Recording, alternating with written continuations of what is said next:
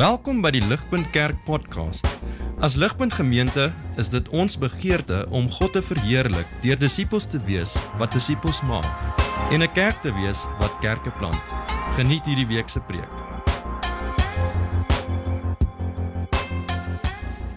Ek lees vir ons uit die ESV. Gifts of grace. For by the grace given to me, I say to everyone among you not to think of himself more highly than he ought to think, but to think with sober judgment, each according to the measure of faith that God has assigned. For as in one body we have many members, and the members do not all have the same function. So we, though many, are one in body in Christ, and individually members one of another. Having gifts that differ according to the grace given to us, let us use them. If prophecy, in proportion to our faith. If service, in our serving. The one who teaches, in his teaching. The one who exhorts, in his exhortation. The one who contributes, in generosity. The one who leads, with zeal. The one who does acts with mercy, with cheerfulness. Dit is die woord van God. Goeiemôre Ligpunt. Dit is 'n voorreg om God se woord te kan preek vanoggend aan julle. Ek wil saam met Gert jou hartlik verwelkom. As jy nuut is hier by ons, my naam is Johan van Aswegen. En ek gaan ons tweede laaste preek in hierdie reeks vir ons preek. Ons is in hierdie reeks burgerskap, soos wat baie van julle al weet, ons herhaal dit amper elke week.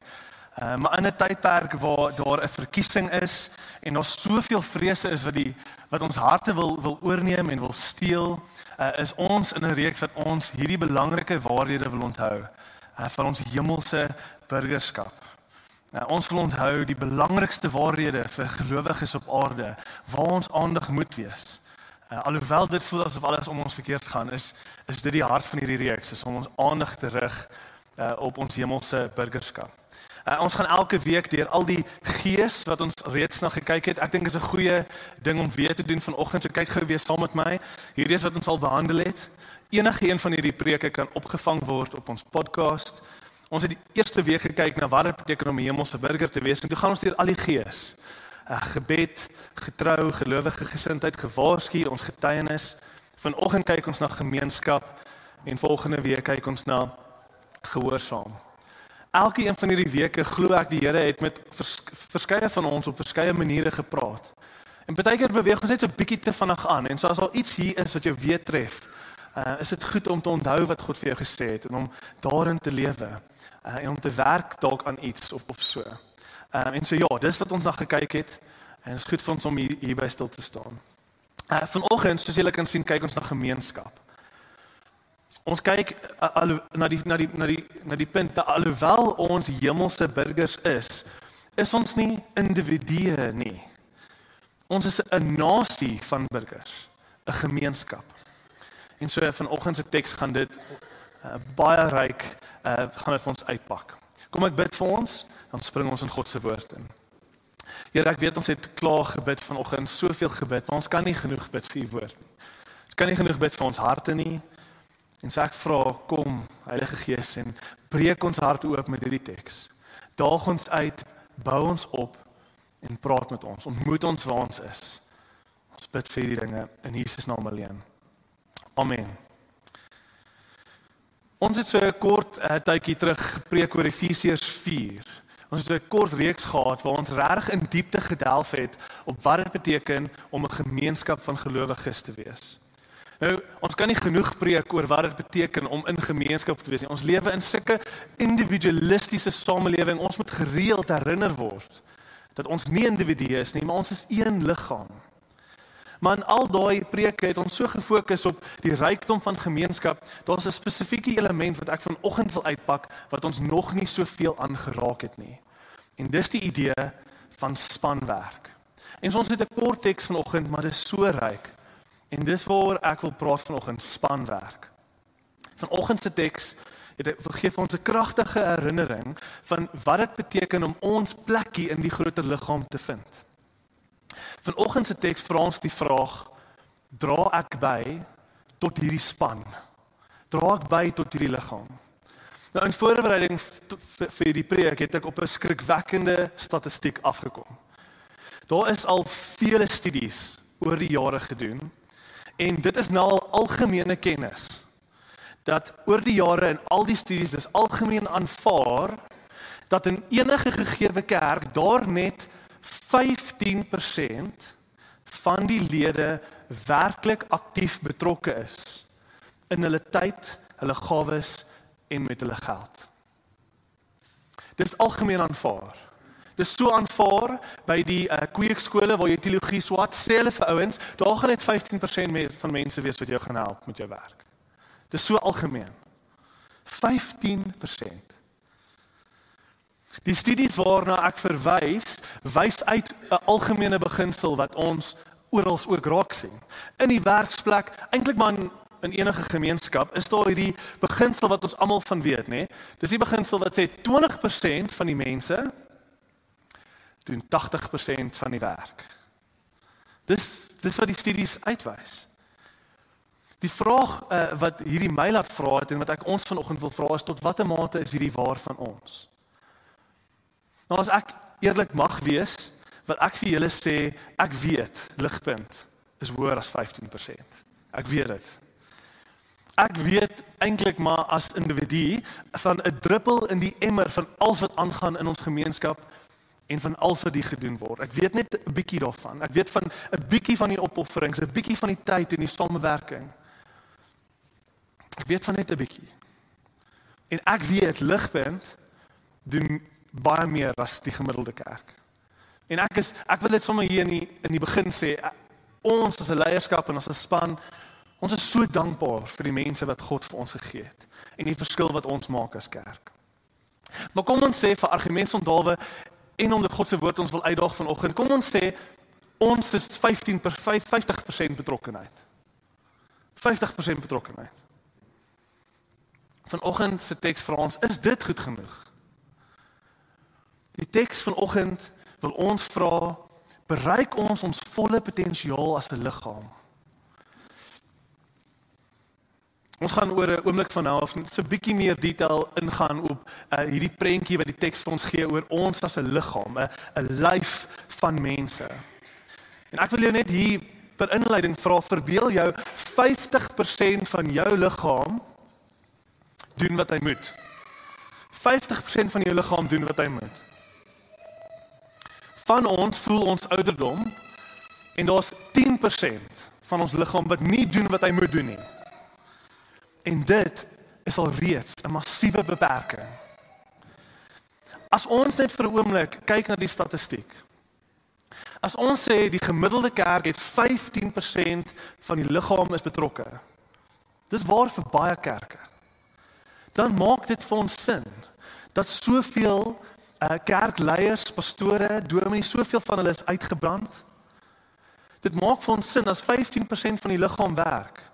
Dit maak vir ons sin dat soveel kerke in 'n spreekwoordelike koma is. Jy loop in en alles is net dood. Want ons net 15% van die liggaam wat werk. Dit is hoe 'n liggaam lyk wat net 15% het wat werk. Dis 'n koma. En so al is ons 50%, dalk is ons 50%. Hoe lyk 'n liggaam waarvan of net 50% werk en doen wat hy moet?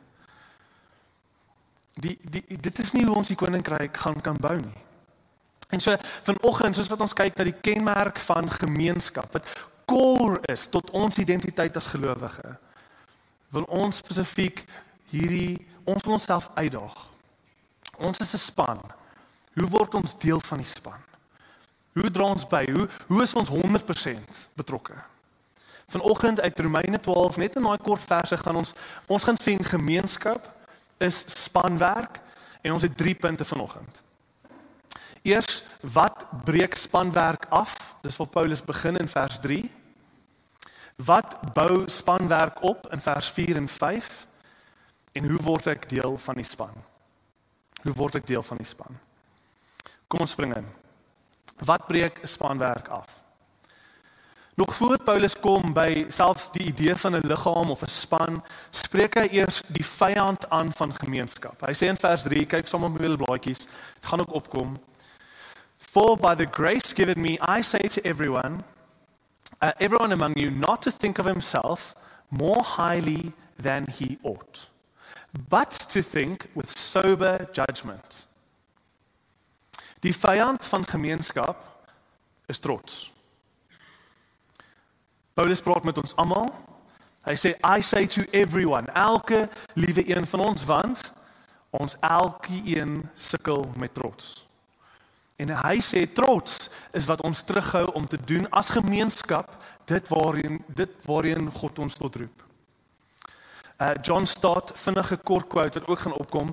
John Stott, bekende Britse pastoor, het gesê, at every stage of our Christian development and in every sphere of Christian discipleship, pride is the greatest enemy and humility our greatest friend. Dis wat Paulus hier sê. Dis die heel eerste punt wat hy maak. Voor hy gaan praat oor die span en die werk en die saamwees, gaan hy sê, do not think of yourself more highly than you ought, but think with sober judgment. Die mooi woorde daar is sober judgment. Dink aan jouself soos 'n nugter persoon. Wat regtig sien, kyk, 'n dronk persoon dink alles is 'n kuier. Hy sien nie die realiteit van die dinge wat regtig om hom aangaan nie. Alles is jolig en altyd 'n kuier. 'n Persoon wat nugter is, sien dinge soos wat dit regtig erg is. En Paulus sê, kyk so na jouself. Nou, dis belangrik, want hy sê nie, hy probeer ons verkeer om van een ekstreem te val. Kyk, ons kan te veel dink van onsself, maar ons kan ook te min dink van onsself. Daar's 'n uitstekende klein artikel in Gospel Centered Community wat van ons al behandel het, waar Bob Thune praat van die twee ekstreme van trots. Bob Thune sê daar's arrogante trots en daar's ook vreesvolle trots. En is interessant, want nie een van daai is nugter nie. Hy sê arrogante trots. Hierdie is arrogante trots. Dis die algemene een wat ons almal ken. Dit is die persoon wat homself obviously te veel verhef. Hy dink hy is te belangrik. Hy moet oor die algemeen in beheer wees. Hy hou van micromanage want hy is die enigste een wat dit kan reg doen. Sy opinie is nie eintlik 'n opinie nie.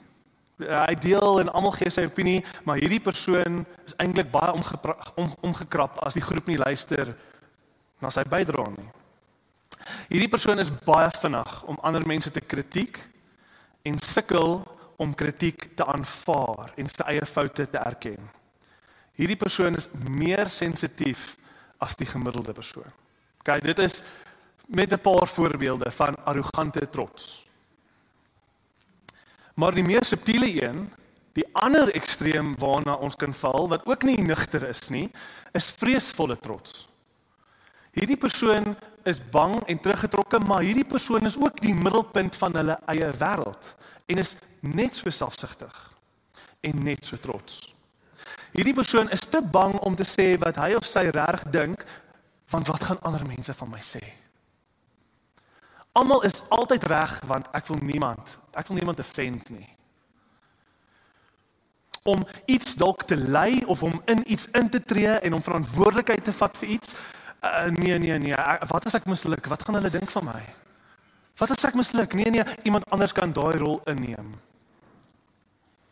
Hierdie gebeur met die vreesvolle persoon, al is hulle die perfekte persoon om daai werk te gaan doen. Nee, ek kan nie. Al is jy die regte persoon, jy skiet jouself kort, jy is nooit goed genoeg nie, jy is bang vir verantwoordelikheid, jy glo nie jy kan dit doen nie, en al sal jy dit nie direk sê nie, hierdie persoon se sondes en tekortkominge is groter as God se genade en sy wil wat jou wil gebruik. Jy laat hom nie toe om jou te gebruik nie, want my sonde en my tekort is altyd groter as God se genade. Hierdie persoon is nie ooit krities nie, al is daar omstandighede waar hy juis moet krities wees. Die punt is, nie een van hierdie twee mense dink nugter oor homself nie. Albei is selfgesentreerd. Albei is trots, alles gaan oor my, dit gaan nie oor God nie, dit gaan nie oor sy kerk nie, dit gaan nie oor God se mense nie, dit gaan nie oor die koninkryk nie. Dit gaan oor my. Ek is in die middel. En Paulus se punt is, dit breek spanwerk af. Dit breek gemeenskap af. Want, as jy daaraan dink, net logies, party mense dink hulle kan alles doen. Arrogante trots. Of, party mense dink, hulle kan net ontvang. Consumers, jy weet, dis eintlik maar nog 'n vorm van trots. Ek kan net hier wees en hulle moet my dien.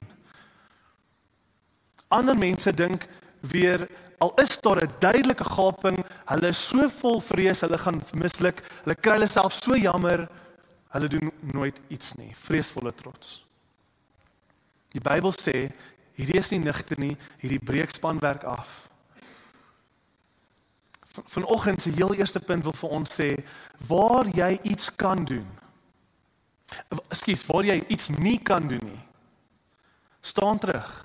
Wees eerlik daaroor, dis okay. Ons is 'n span, ons is 'n liggaam. Staan terug, iemand anders gaan intree en daai werk doen. Dis okay. Jy hoef nie alles te doen nie. Inteendeel, as jy nie terug staan nie, gaan ons nie die gaping sien om te kan intree nie. Maar vir die wat iets juis kan doen, waar jy regtig begaafd is, moenie valse nederigheid toepas oor jouself oor en oor nie. Sien dat jy God se geskenk is aan hierdie liggaam en tree in. Gebruik daai gawe om die kerk op te bou. Dit is Paulus se eerste punt. Dink nigter oor jouself. En kan julle sien hoe net hierdie dadelik, as ons hierdie verstaan, as ek reg dink oor myself, as ek myself reg sien in eerlike waarheid, dan kan ek my plekkie begin vind in die span. As ek nie te veel dink aan myself nie, as ek myself uit die middel uithaal, word ek beweeg weg van 'n consumer af, 'n ontvanger, dit gaan oor my, en ek begin 'n dienaar word. My oë gaan weg van my af, na die mense toe om my. En dit lei ons na ons tweede punt toe. As fokus op myself spanwerk afbreek, wat bou spanwerk op? Kyk na vers 4 en 5. Die klassiek antwoord vir wat spanwerk opbou, is die een liggaam, baie lede beginsel. Die prentjie van 'n liggaam word oral gebruik in die Nuwe Testament en dit is 'n kragtige prentjie. Kom ons lees gesaam. As in one body we have many members, and the members do not all have the same function, so we, though we are many, are one body in Christ, and individually members of one another. Wat sê Paulus hier? Hy sê hierdie is wat spanwerk opbou. As ek nigter dink oor myself, kan ek my plek in die span begin vind. Ons moet so aan onsself dink, Ligpunt. Ons moet so aan onsself dink. Hierdie is die prentjie. Ons moet enige prentjie van individualisme uit ons harte uitstoot en ons moet hierdie prentjie aanneem. Ons is mense van verskillende gawes binne in die een liggaam van Christus. En ons elkeen het 'n belangrike plek. Ons is een. Dit beteken ons kort mekaar. Maar ons is verskillend. Dit beteken ons verskille is belangrik. Ons kort mekaar, ons moet saamwerk, maar ons kort mekaar in ons verskille. Hierdie ding werk net as ons verskille embrace. Ons kort verskillende talente op die span. Ons is nie klone nie. En dit is so hartseer wanneer jy in 'n kerk inloop. En almal is presies dieselfde. En dit gebeur. Almal is presies dieselfde. As jy nie in hierdie boksie is nie, is jy nie heilig nie, jy is nie 'n Christen nie en jy is nie welkom hier nie. Dis hartseer. Dis nie wat kerk is nie. Daar is 'n spesiale krag en rykdom in die diversiteit van 'n liggaam. Ons elkeen het unieke persoonlikhede, temperamente, geskiedenisse en vermoëns wat ons toerus vir 'n spesifieke stel goeie werke wat God vir jou beplan het. Wat hy wil hê moet hier in hierdie gemeente plaasvind.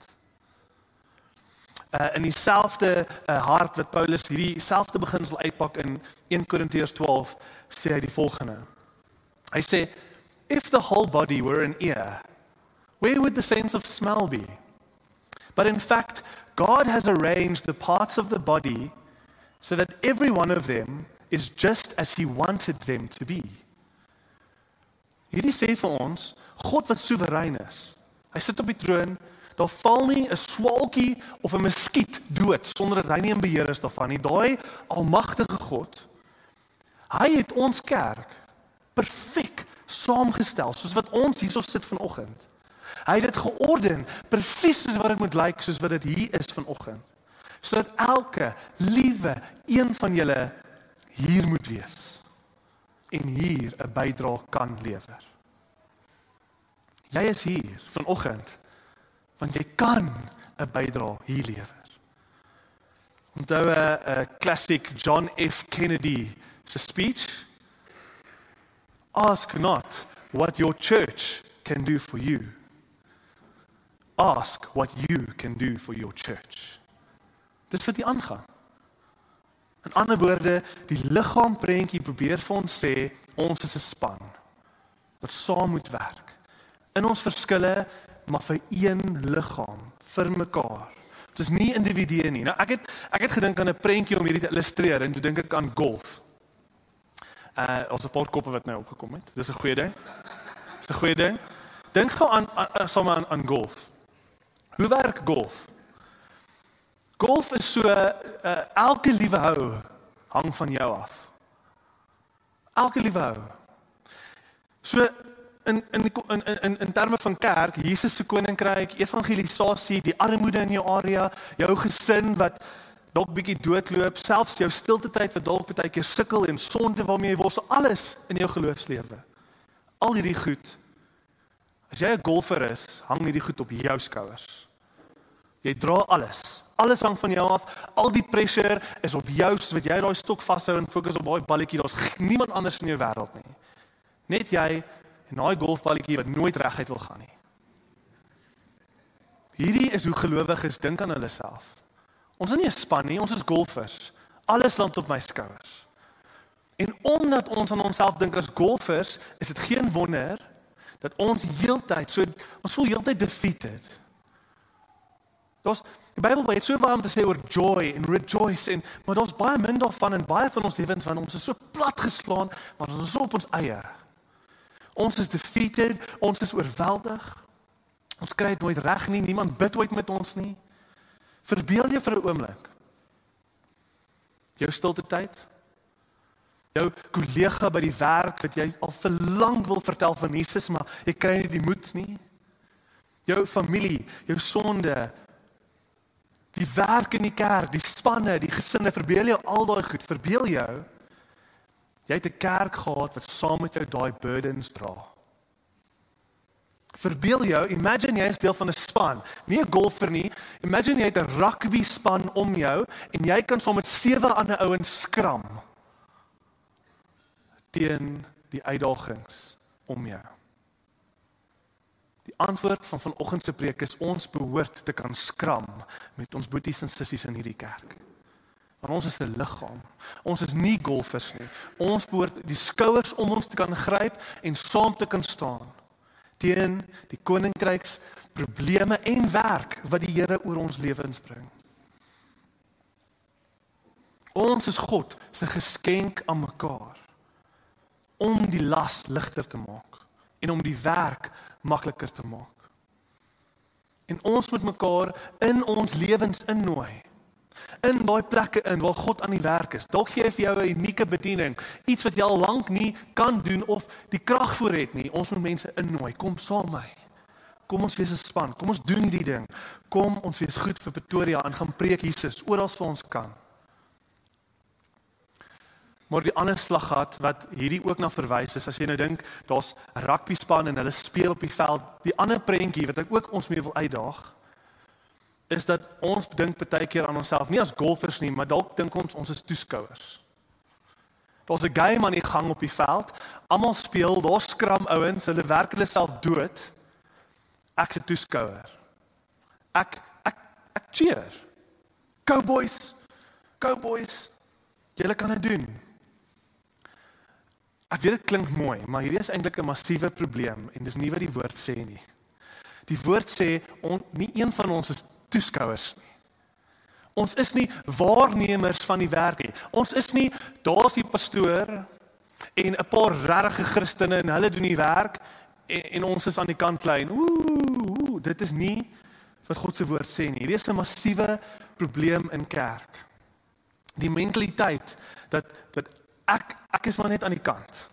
Ek is hier om te ontvang, nie te dien nie. Ek is hier om 'n toeskouer te wees, nie om op die veld te wees en die game te speel nie. Dit is nie Efesiërs 4 vers 12. Ek het dit gou opgesit. Efesiërs 4 vers 12 sê presies die teenoorgestelde. Efesiërs sê die leiers van die kerk is gegee, dis vers 11, die leiers, die pastors en teachers en evangelists, die voltydse, die ouens wat gegee is in die kerk om die leiers van die kerk te wees. Hulle is gegee vir die kerk. Hoekom? Kyk wat sê Efesiërs 4 vers 12. Hoekom?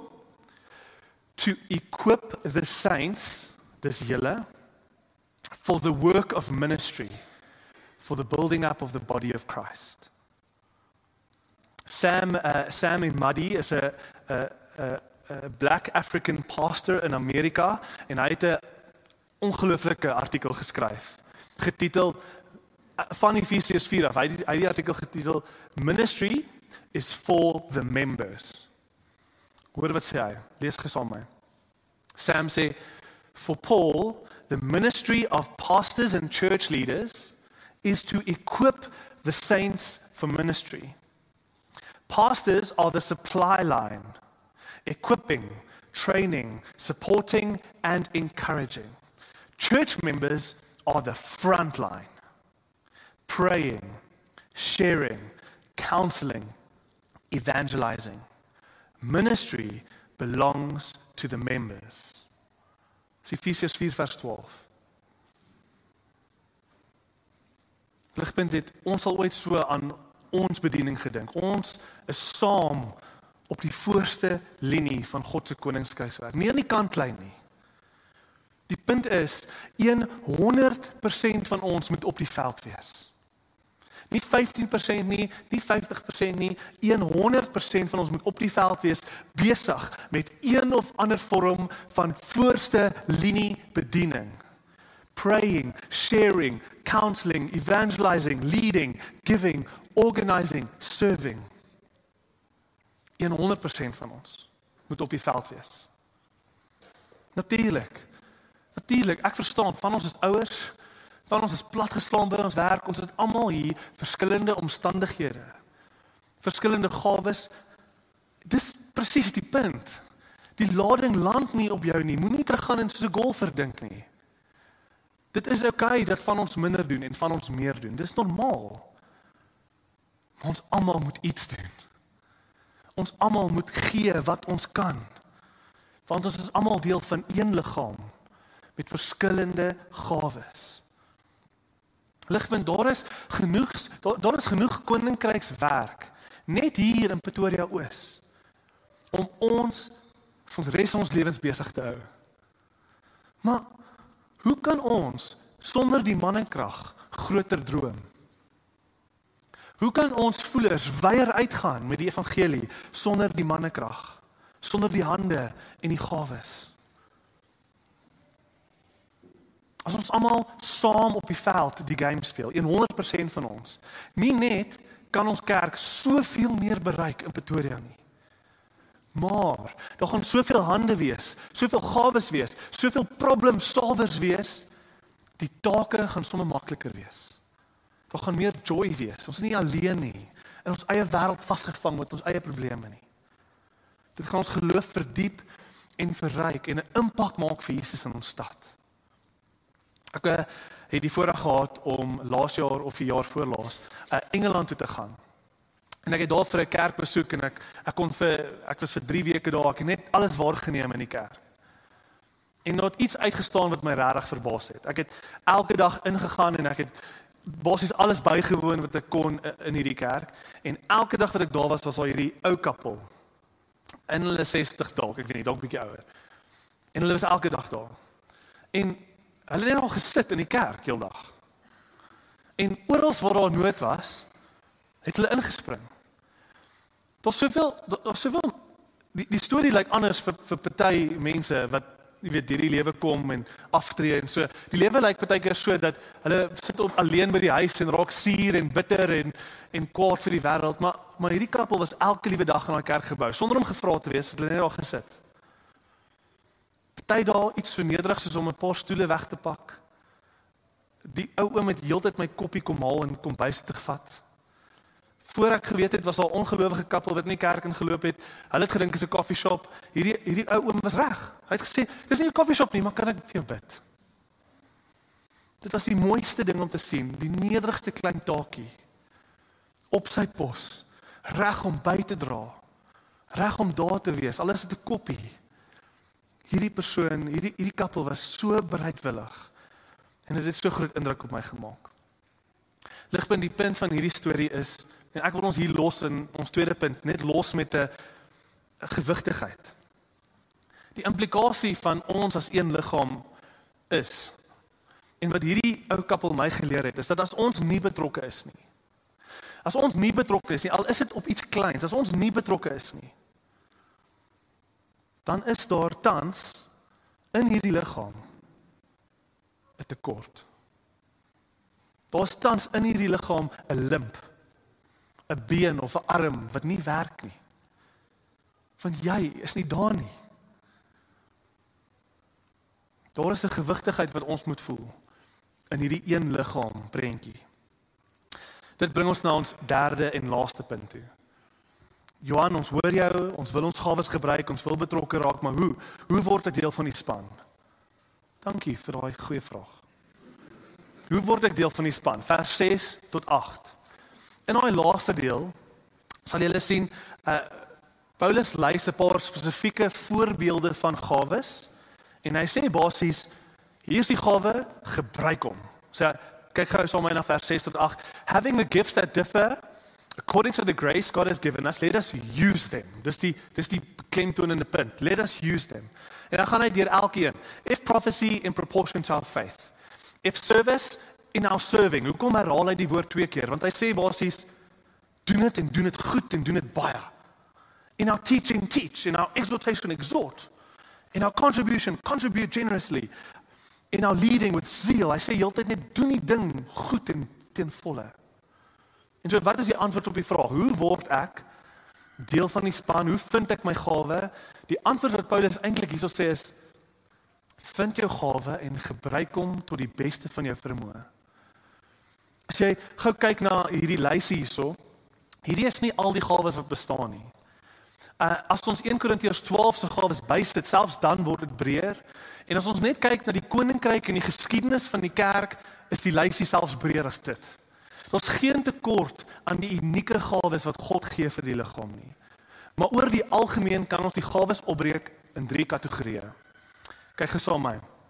Daar is speaking gifts, prophecy, teaching, encouragement, leading gifts, government, administration, wisdom, organizing, en serving gifts, giving, mercy, soos liefdadigheid, hospitality, en allerhande acts of service wat hierdie byeenkoms moontlik maak.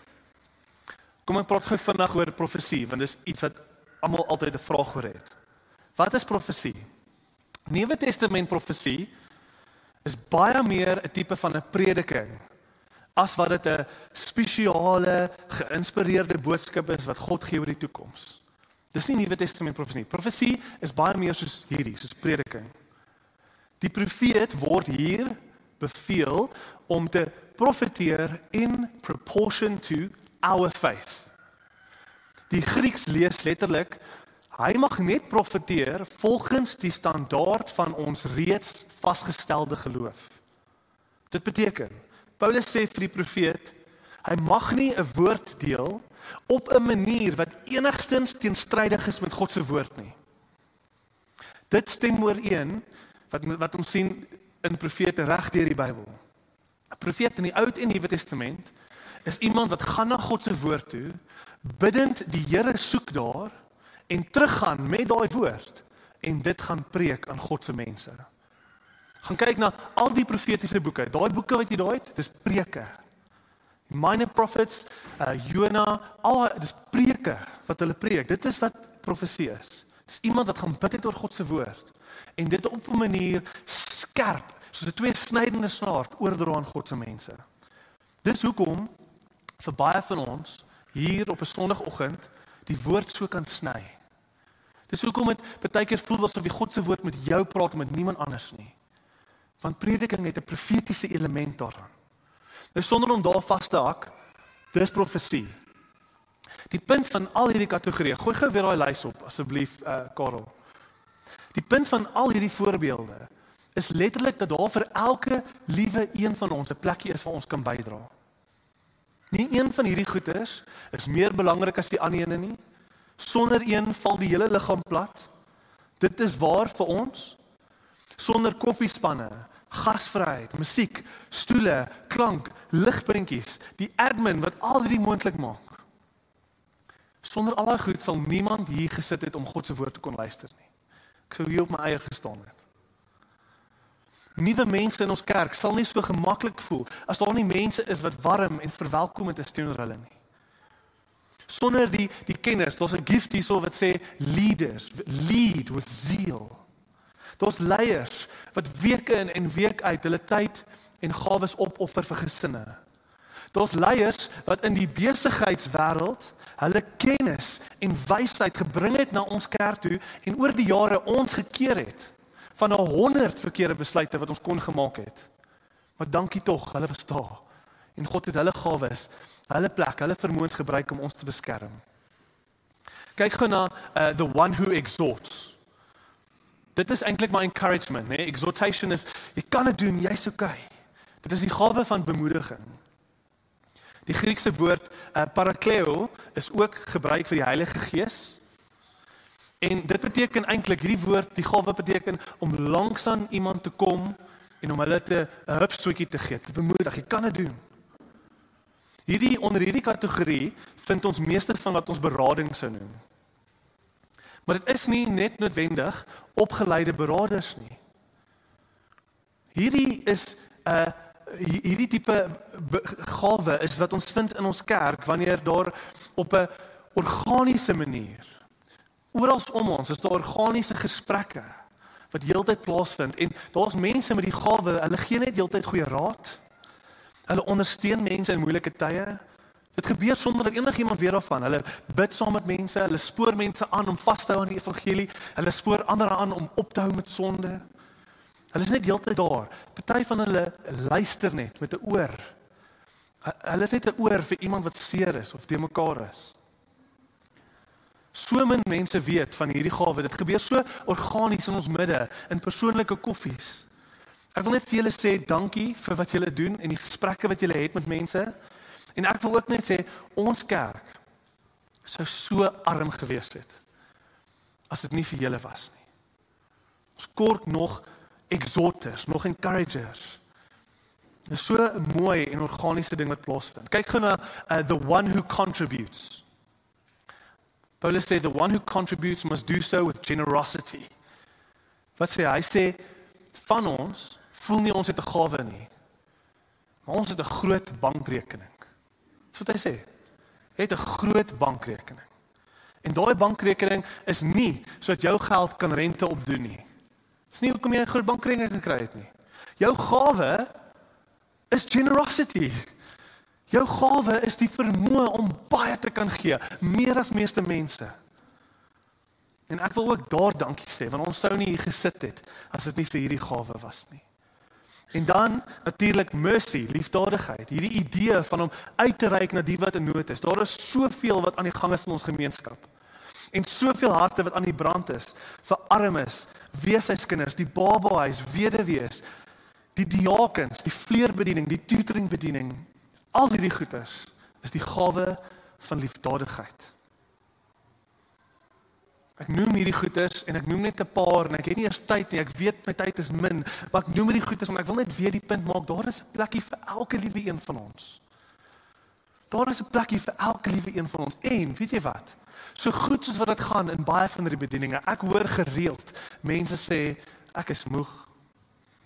Ons kort, ons nood. Ek wens ons kon hierdie doen, ek wens ons kon hierdie doen. Ek wens ons het 'n ekstra geldjie gehad, ek wens ons het 'n ekstra hand gehad. So goed soos wat dit gaan, beloof ek jou, daar is soveel meer wat ons kan doen. Dis wat Paulus hier sê. Gebruik jou gawe, meer en meer, 100% van die spelers op die veld, doen die ding, tackle hard, spreekwoordelik. Doen die ding. Nou, laastens, wil ek net vinnig iets sê vir ons wat regtig voel ons het nie 'n gawe nie.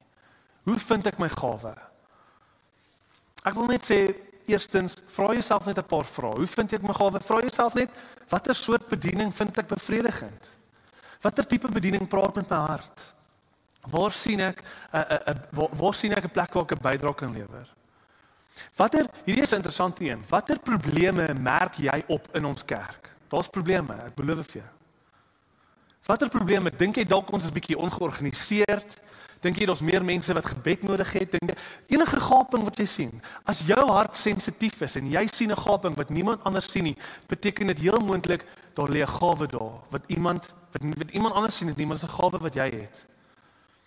Dis 'n manier om jou gawes te vind. Nog 'n manier om jou gawes te vind is spring in en dien. Klim net in, spring in die diep kant in. In vers sê Paulus, hy sê laat hom sy gawe gebruik. En ek kan getuig, duidelikheid kom nie soos dat ons terugsit aan die kantlyn en wag nie. Jy vind jou plekkie op die veld deur op die veld te klim en iets te doen. As jy vermoed dat jy 'n stel gawes het in 'n bepaalde area spesifiek, gaan na daai area toe, soek 'n gaping, doen iets. Daai gawes gaan duidelik gemaak word soos wat jy jou hande vuil maak. Derdens, op jou eie tyd gaan lees Romeine 12 en 1 Korintiërs 12 weer en gaan bidend en sê vir die Here, hier is die gawes wat ons sien in God se woord, wat is my gawe? As jy nie 'n gawe het nie, bid daarvoor, die woord is duidelik. Elke liewe geredde gelowige wat die Gees het 'n gawe. En so dalk moet ons net stil staan, bid, deur die gawes lees en vra die Gees daai gawe aan ons sal duidelik maak. Laaste ene, as jy jou gawe geïdentifiseer het, dan moet jy dit gebruik in die plaaslike kerk. Ons kan nie dan sê, ek het nou my gawe gekry, ek wil 'n ander een hê nie. Nee, wag. Almagtige God, jy het 'n fout gemaak. Dis nie hoe dit werk nie. As jy 'n gawe gekry het en jy vind 'n gaping, doen dit in volheid en wees versigtig vir die versoeking om dit weer oor jouself te maak. Dien teen volle daaruit. God gee die gawes en hy gee dit goed en hy gee dit reg. Kom ons vertrou hom waar ook al hy ons plaas en ons bedien daar. Dis hoe ek deel word van die span en hoe ek my gawe vind. Ek het baie gesê vanoggend, maar ek glo hierdie is wat ons kerk nodig het. Ek glo al is ons 50%, ek glo ons kan soveel meer doen vir Jesus en vir die koninkryk in Pretoria. Nou ek wil afsluit met eintlik 'n bietjie konteks. Daar's 'n baie belangrike vers wat kom voor ons stukkie. En dit is Romeine 12 vers 1. Romeine 12 vers 1 skop hierdie hele gedeelte af. Kom ek lees gou vir jou. Romeine 12 vers 1 sê, I appeal to you therefore, brothers, by the mercies of God, to present your bodies as a living sacrifice, holy and acceptable to God, which is your spiritual worship. Die hele eerste deelte van Romeine, voor ons by hoofstuk 12 uitkom, gaan oor ons redding. Gaan oor alles wat ons het in Jesus. Dis hoekom hy sê, in light of the mercy of God, alles wat God vir ons gedoen het, in die lig daarvan, mag dit ons motiveer om meer van onsself te gee vir die liggaam. Die feit dat ons in die donkerte was, daai liedjie wat Gert van ons gelees het in die begin. Daai is ons almal se storie. Ek was op die donker pad. Ek was op pad hel toe. Ek was selfsugtig. Ek was blind. Ek was dood. Maar nou, weens Jesus en sy genade is ek vergewe. Ek is 'n kind. Ek het boeties en sissies. Ek noem God Vader. En ek het Jesus wat elke liewe sonde vergewe.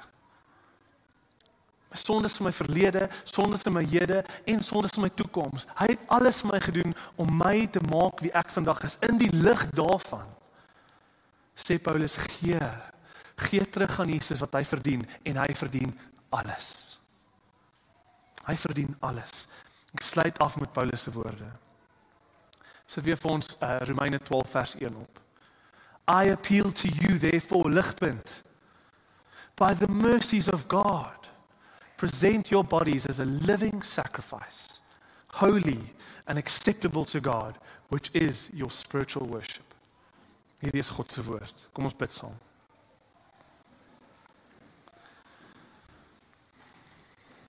Almagtige God, Papa Vader, dankie vir die woord.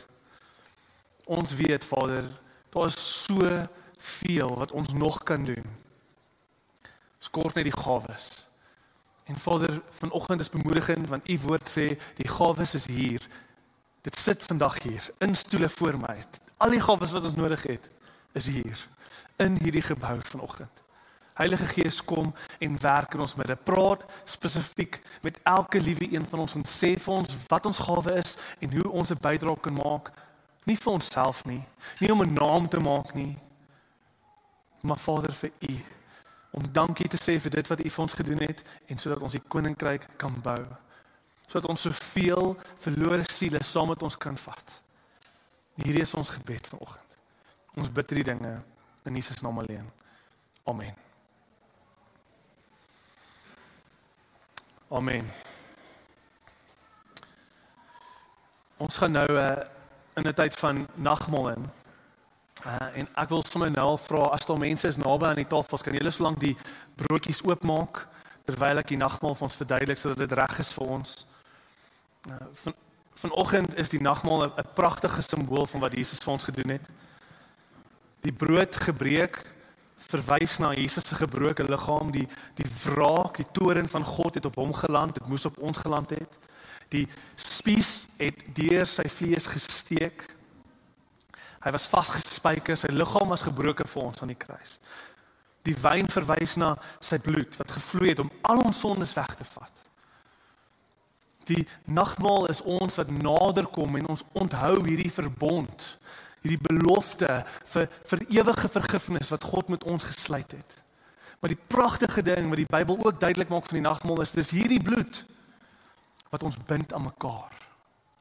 Ons kom van radikale verskillende plekke af. Al wat ons in gemeen het, wat ons regtig lief maak vir mekaar. Die rede hoekom ons hierso sit en hoekom ons mekaar boeties en sissies kan noem, is want Jesus se bloed bind ons as 'n familie. Hy is die belangrikste ding in ons lewens.